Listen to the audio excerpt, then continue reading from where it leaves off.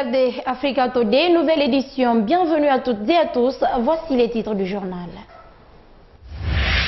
L'affaire Bahouri et l'UFDG est loin de connaître son épilogue. Après l'annulation par la justice de son exclusion, le président du parti nomme un nouveau vice-président par intérim. Une décision mal perçue par le camp adverse. L'allaitement maternel, source de croissance et d'épanouissement pour l'enfant. Selon l'Organisation mondiale de la santé, le lait maternel est une arme efficace pour la lutte contre certaines maladies infantiles. Est-ce une bavure de l'armée américaine en Syrie? Son commandement reconnaît avoir mené une frappe meurtrière sur une mosquée. Pourtant, c'est un rassemblement de combattants d'Al-Qaïda qui était visé. Au moins 46 personnes ont péri, des victimes civiles selon l'Observatoire syrien des droits de l'homme. C'est tout pour les titres. Dans une décision rendue jeudi, le président de l'UFDG nomme un nouveau vice-président intérimaire du parti. Désormais, c'est l'ancien gouverneur de la Banque centrale de la République de Guinée, Ibrahima Chérif Ba, qui devra assurer l'intérim au poste de vice-président de l'UFDG, chargé des relations extérieures et de la communication. Du camp de l'ancien ministre de la Réconciliation nationale, cette décision est qualifiée d'irresponsable du fait que Cellou Dalein Diallo défie la justice qui vient d'annuler l'exclusion de Bahouri au sein du dit parti. Oumar Sow. Le poste jusque-là vacant, depuis l'exclusion de Bahouri en février 2016, le président de l'Union des forces démocratiques de Guinée a nommé jeudi Ibrahima Chérif Ba, vice-président par intérim de l'UFDG. Dorénavant, c'est ce banquier de profession qui aura la latitude de jouer au sein du parti le rôle de l'ancien ministre de la Réconciliation nationale en tant que chargé des relations extérieures et de la communication. Pour le responsable de communication, cette nomination s'inscrit dans le cadre du bon fonctionnement du parti. C'est pour des nécessités de fonctionnement. Après consultation, à l'issue de la réunion du conseil politique d'hier, que le président a décidé de nommer El Hadj Ibrahima Chérif Ba comme vice-président par intérim, chargé des relations extérieures et de la communication. Il faut rappeler que M. Ibrahima Chérif Ba est membre du conseil politique élu au même titre que tous les autres membres du conseil politique au cours du même congrès qui a élu les vice-présidents et le président Cellou Dalein Diallo. Selon Mohamed Lamine Keita, proche de Bahouri, dans les colonnes des sites d'information, Cellou Dalein fait preuve de régionalisme en nommant un ressortissant de Pita à la place d'un autre. Il estime d'ailleurs que le président de la première force politique de l'opposition, en prenant cette décision, défie la justice qui vient de rendre son verdict annulant l'exclusion de Bahouri. Un choix que certains qualifient de stratégique dans ce sens que les deux hommes ont à peu près le même profil et sont tous originaires de la même préfecture. Mais du côté de l'UFDG, l'on parle de mérite. On choisit en fonction des critères de compétence, en fonction des critères de militantisme. Donc, c'est après la nomination que nous avons appris que M. Ba Chérif avait la même ceci, que des gens ont fait ces rapprochements que vous venez de dire. À l'UFDG, ces critères-là n'entrent pas en considération. Une décision qui intervient quelques semaines après que la justice ait rendu son verdict qui a annulé l'exclusion de Bahouri comme vice-président du dit parti. Par la même occasion, les avocats de l'UFDG ont interjeté appel de cette décision de justice.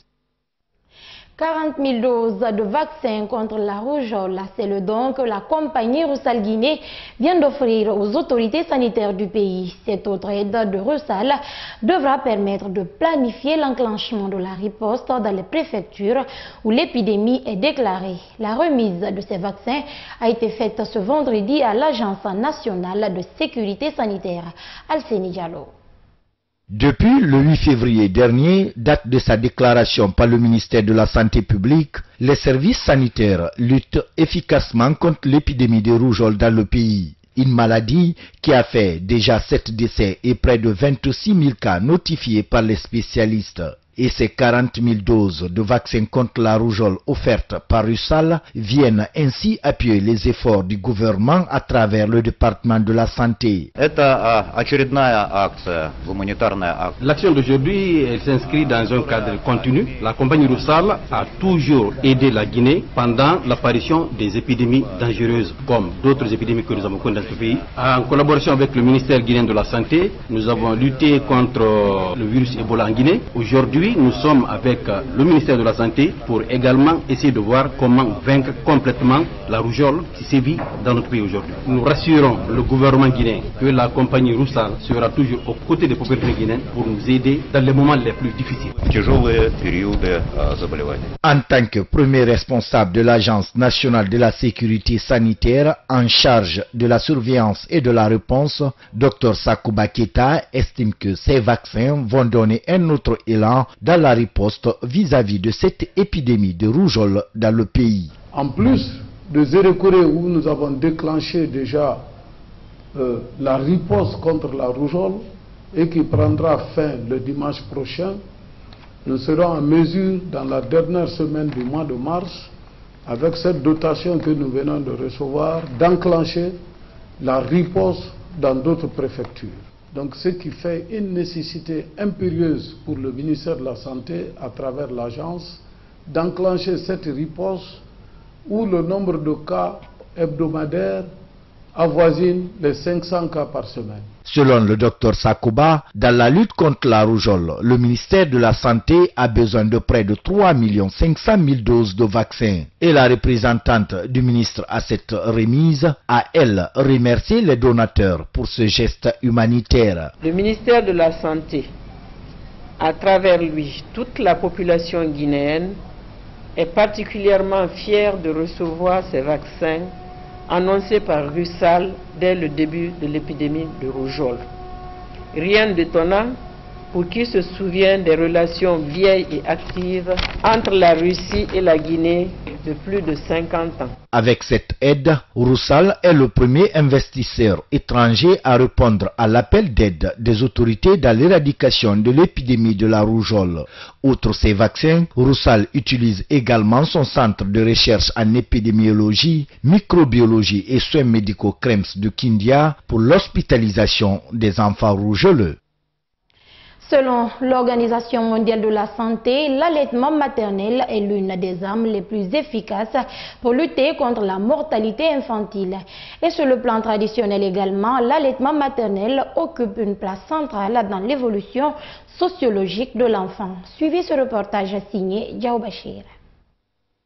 Le lait maternel est un aliment indispensable pour la croissance normale des bébés. Il les protège contre beaucoup de maladies grâce aux anticorps qu'il contient. La coordinatrice du système des Nations Unies qui accompagne d'ailleurs la Guinée dans la promotion de l'allaitement maternel est consciente de cet avantage. Le lait maternel est bon pour nos enfants. Il les protège des maladies comme la diarrhée et la pneumonie grâce à ses anticorps. Le lait maternel est bon pour nos enfants. Il est économique car à la portée de toutes les bourses. Pour Guinée-Fanny, vendeuse de gingembre au marché Niger, les avantages de l'allaitement maternel sont innombrables. Sur le plan traditionnel, il a une portée hautement sociale. Donner autre que le lait maternel à son bébé le pousse à être agressif comme les animaux.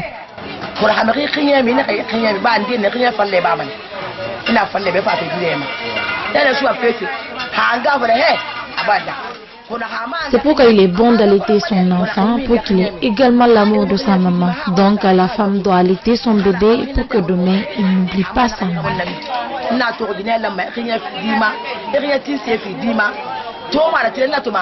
Des nourrissons en bonne santé sont donc le gage d'une population future dynamique pour un développement inclusif et durable, a indiqué la coordinatrice du système des Nations Unies en Guinée. Une table ronde de mise en réseau a eu lieu ce jeudi entre des bailleurs de fonds et des porteurs de projets d'adaptation au changement climatique à Conakry. Au cours de cette rencontre, les équipes championnes formées dans ce sens ont présenté aux investisseurs le contenu de leurs projets pour l'obtention de financement. Les détails avec Saloum Kondé.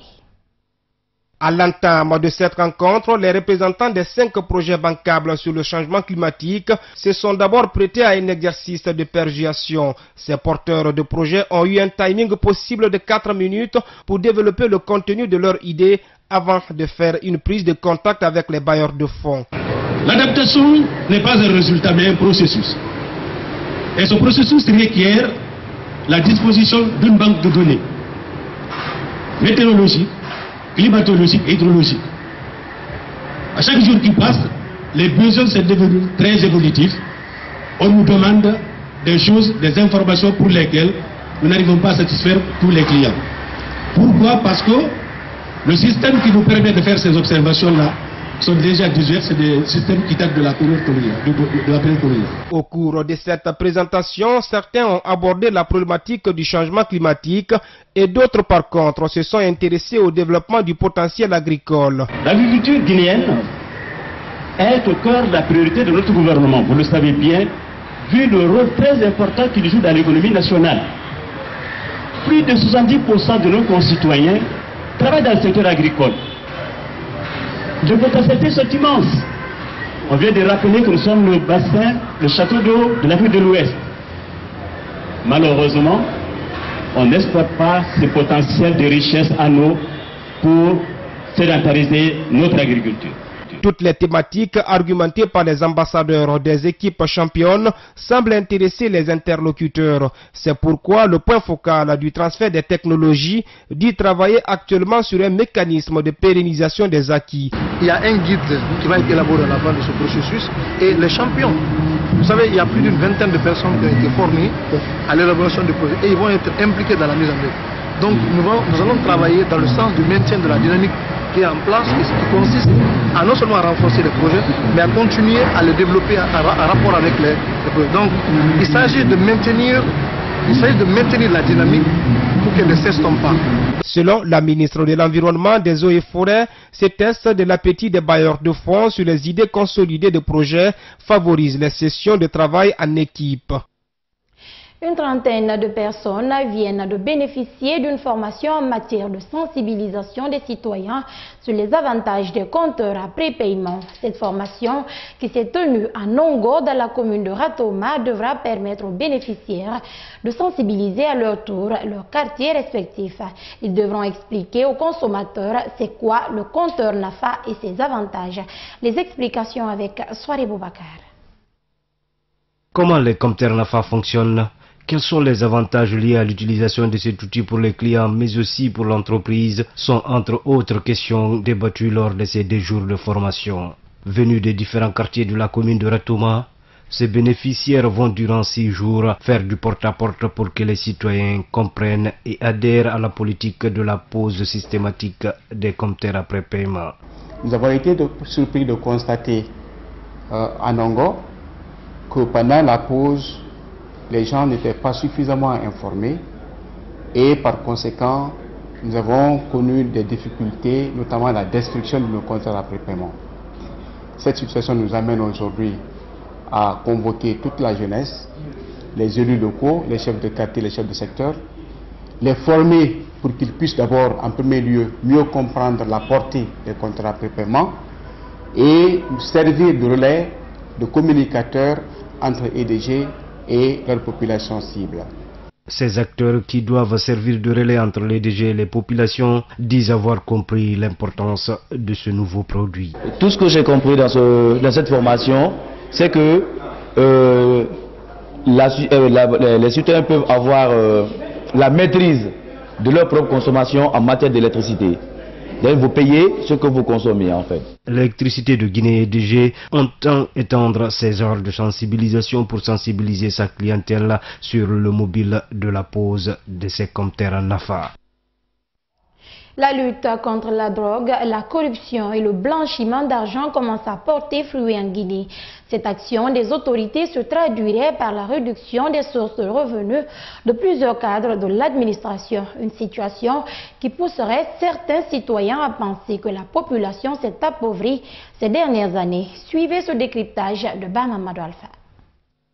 Le narcotrafic, la corruption, le blanchiment d'argent, bref, la prolifération des sources illicites des revenus avait pris une allure inquiétante ces dernières années en Guinée. Suite à ce constat, le président de l'INIDH, Mamadi Kaba, pense aussi que peu de fonctionnaires s'intéressaient il y a peu à leur salaire régulier. En Guinée, les fonctionnaires, pour la plupart, n'ont jamais appris à vivre avec leur salaire. Tout le monde avait des petites sources de revenus qui lui permettaient de vivre sans même toucher à son salaire. Cette habitude-là s'est installée. La drogue, les faux billets, etc., tout cela faisait que l'argent circulait. L'inflation monte, c'est pas le problème des dirigeants.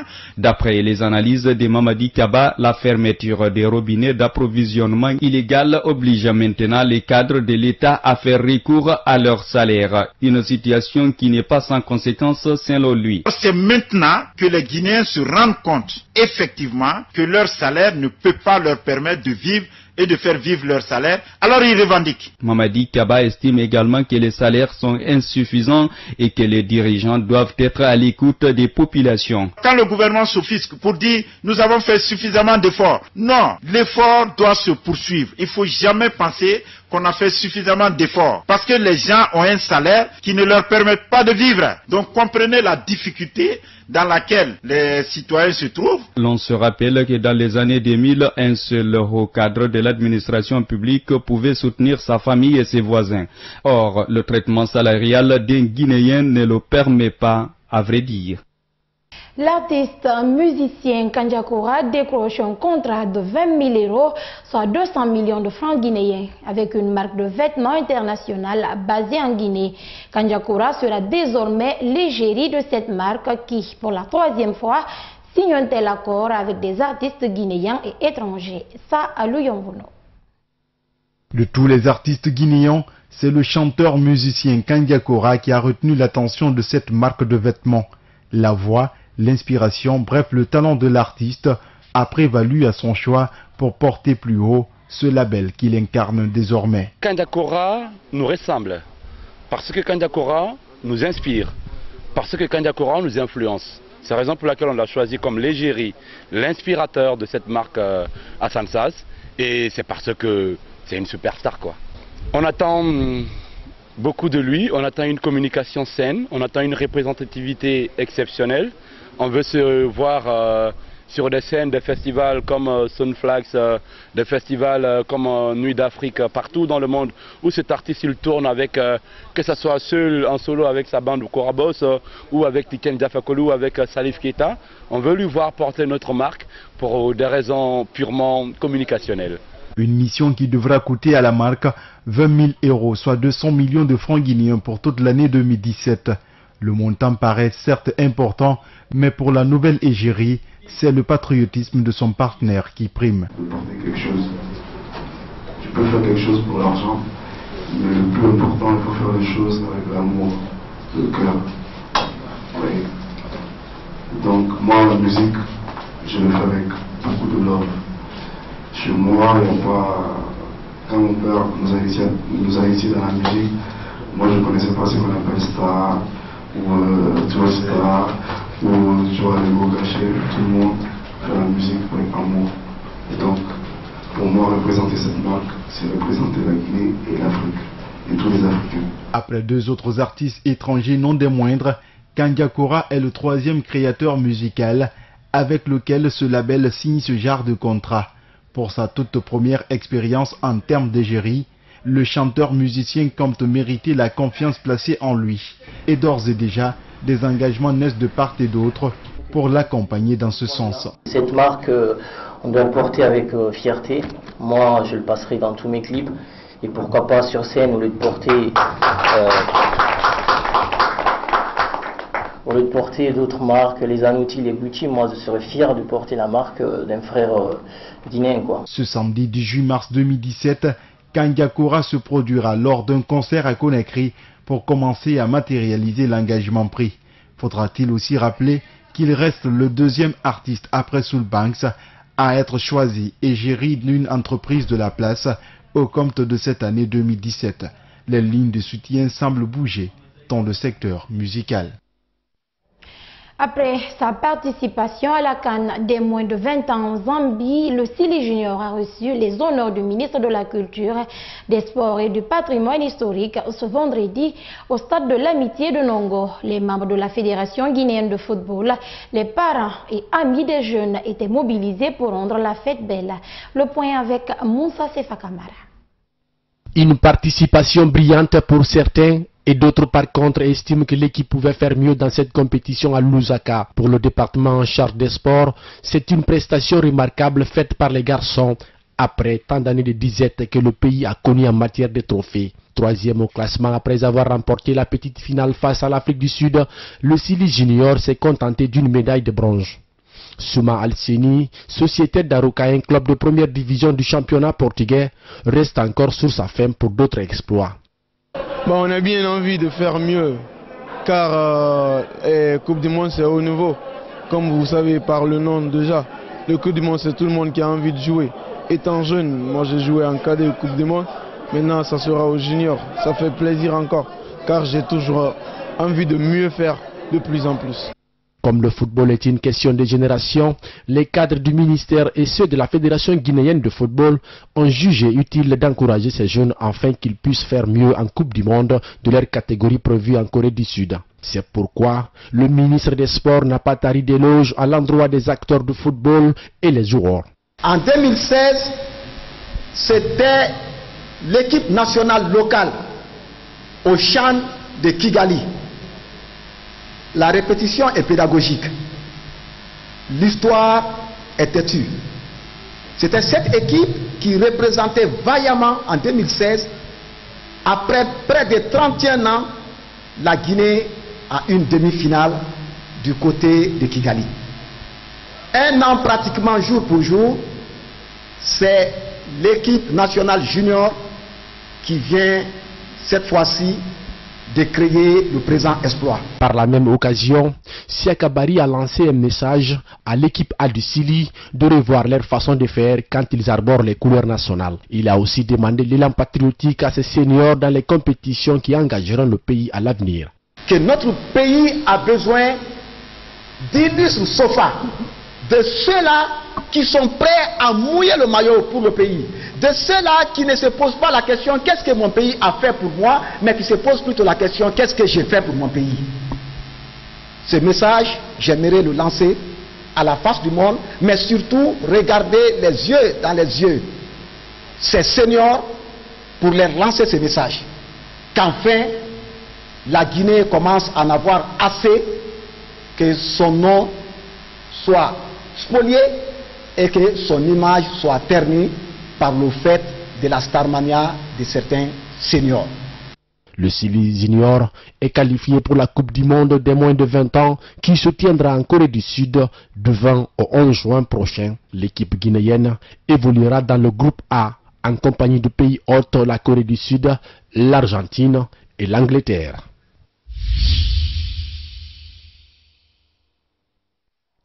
Direction la France où l'enquête avance au lendemain de la fusillade perpétrée hier dans un lycée à Grasse dans le sud-est du pays. 4 personnes sont toujours hospitalisées. Alors ce matin, on en sait un peu plus sur le tireur âgé de 16 ans, sur l'origine de ses armes, sur certains de ses proches. Regardez. 24 heures après la fusillade dans le lycée Tocqueville à Grasse, on commence à en savoir plus. Ce matin, le frère du meilleur ami du tireur a été placé en garde à vue. Les policiers se demandent si Kylian, le jeune de 16 ans et demi qui a tiré, a bénéficié ou non de complicité. Hier, plusieurs lycéens faisaient état de la présence de 2 personnes suspectes. Ils en ont maîtrisé un et pendant un moment ils ont cherché le deuxième, il était embusqué sur le toit. Et il voulait pas se rendre. On a vu un garçon sur le toit, mais sur le toit du gymnase et après c'est tout. Selon d'autres sources, les policiers se demandent si le deuxième homme n'aurait pas aidé à faire passer les armes par-dessus la grille. L'enquête avance également sur le parcours du tireur. Selon plusieurs de ses camarades, il était présent en classe le matin même. Il était venu les 2 premières heures de cours. Il était comment ce jour-là? Normal, il participait en cours. Et après on a eu 2 heures de trou. Et après on est allé en cours et c'est là qu'on a entendu les coups de feu. Après une dispute dans sa classe la semaine dernière, le tireur avait publié sur la messagerie de l'école des photos étranges. Un tireur qui pointe son arme sur l'objectif et une photo de corps au sol ensanglanté. Enfin, dernier élément ce matin, on a appris que le tireur s'était procuré ses armes chez ses parents et son grand-père. À l'heure actuelle, son interrogatoire se poursuit. Le bilan est passé à au moins 46 morts, des civils pour la plupart.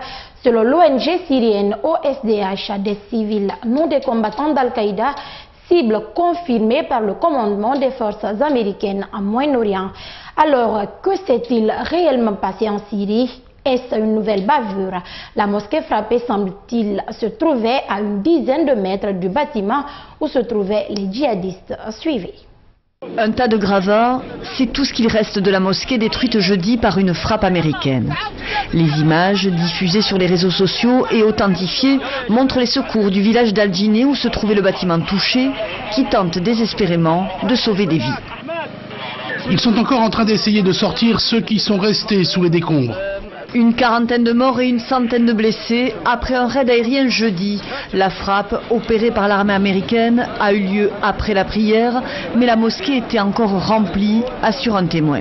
Washington a reconnu jeudi soir être responsable de ce raid dans ce village situé à quelques 30 km d'Alep et tenu par les rebelles. Mais l'armée américaine affirme que sa cible n'était autre qu'un bâtiment où se regroupaient des membres du groupe Al-Qaïda. Elle nie avoir délibérément visé la mosquée qui, selon le porte-parole du commandement américain au Moyen-Orient, est toujours debout. Une enquête est en cours selon Washington concernant les allégations de victimes civiles. Des victimes qui viennent s'ajouter aux plus de 320 000 morts en 6 ans de guerre en Syrie. Le cessez-le-feu sous l'égide de la Russie en vigueur depuis décembre dernier n'empêche pas les raids de se poursuivre. Mercredi, 25 civils dont 14 enfants ont péri lors d'une frappe, cette fois attribuée à l'armée russe, sur la ville d'Idleb, dans le nord-ouest de la Syrie, l'un des derniers bastions de la rébellion. C'est la fin de ce journal. Merci à tous de l'avoir suivi. Bon début de week-end chez vous. Au revoir.